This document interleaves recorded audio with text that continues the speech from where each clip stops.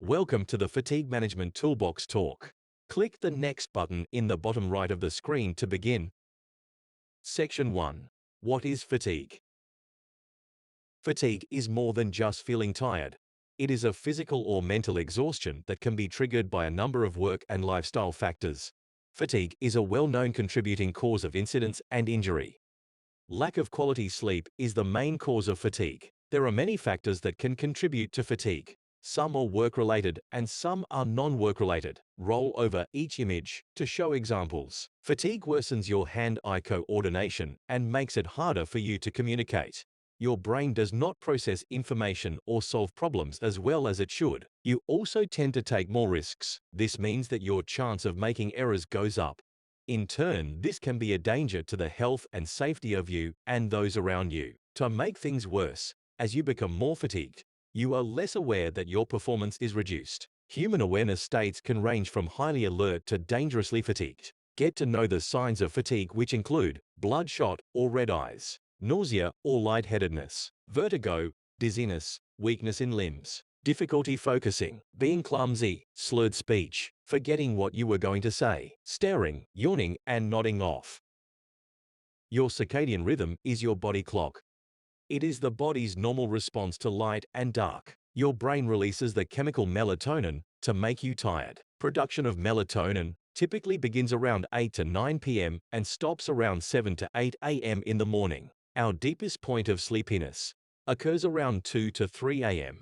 Our core body temperature reaches its minimum around 4:30 to 5 a.m. in the morning. This is usually the start of the wake-up part of the cycle. We experience a shorter, shallower period of sleepiness about 12 hours after the deepest point of sleepiness, at around 2 to 3 p.m.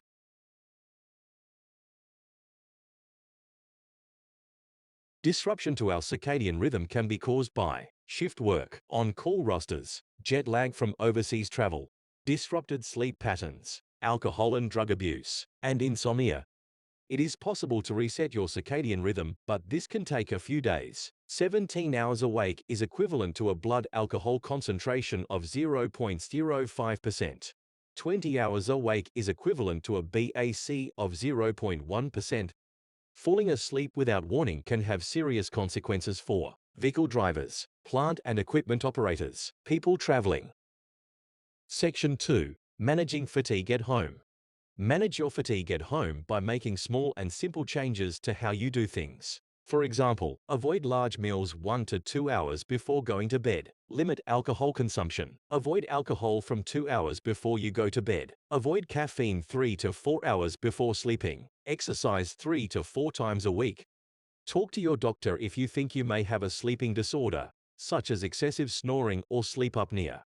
What you eat can have a big effect on how you feel and how much energy you have. Sugar might give you a quick burst of energy, but when it wears off, you'll be tired all over again. Caffeine, alcohol, and junk food also can contribute to general fatigue. Fiber-rich foods, like most fruits and vegetables, help your body to absorb sugar. Fiber evens out energy highs and lows, which may keep you from getting too tired. It's also important to drink plenty of water. If you get dehydrated, your body doesn't work well and you can feel tired.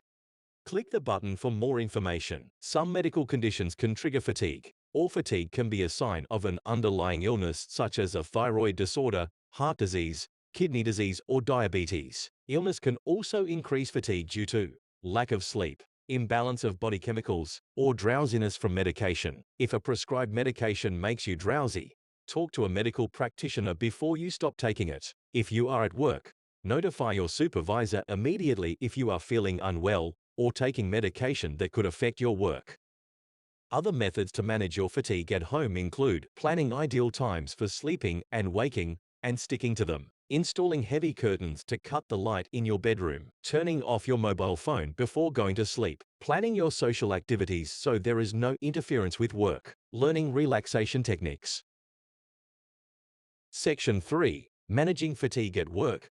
You are responsible for assessing your own personal level of fatigue, whether it occurs before you start work, when you are on call, or during a shift, and advising your supervisor immediately if you feel fatigued. As an employer, we are responsible for having fatigue management guidelines in place and ensuring relevant personnel have appropriate training in managing fatigue at work. You can manage your fatigue by taking 2 meal breaks on each 12-hour shift, avoiding fatty foods and eating lightly on night shifts, taking short breaks, doing a physical activity, getting some fresh air, changing the task you are doing, drinking water and staying hydrated, drinking coffee or other caffeine-based drinks, but don't overdo it. Reporting to your supervisor if you are feeling fatigued.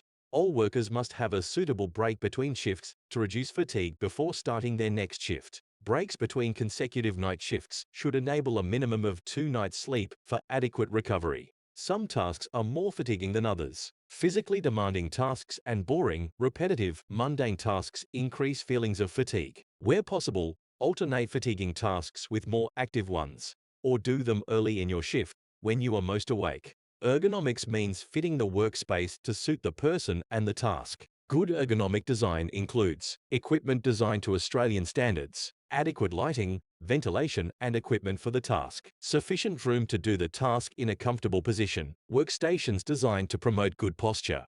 Fatigue management is a shared responsibility. Watch for the signs of fatigue in yourself and your co-workers. If you suspect another employee is suffering from fatigue, get them to stop work if there is a risk to themselves or to others. Immediately advise your supervisor or manager. If you are experiencing fatigue or you observe signs of fatigue in others, identify the causes and talk to your supervisor.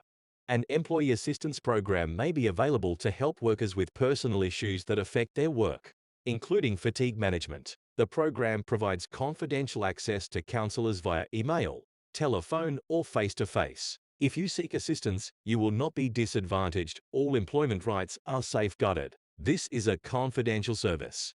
A journey management plan will be developed for workers who travel greater than 100 kilometers to their primary operation, either on a daily commit basis or before and after a series of shifts. A plan will also be developed for company-sponsored travel of more than 100 kilometers. The journey management plan will be documented and approved. There will now be a short quiz to test your understanding of this module. Fatigue prevents a person from being able to function normally. Lack of sleep can have the same effect on your body as drinking alcohol.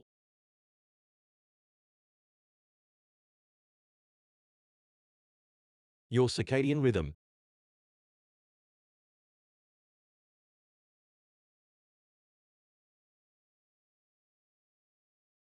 You can manage fatigue at home by travel to and from work can impact fatigue. Fatigue management is a shared responsibility.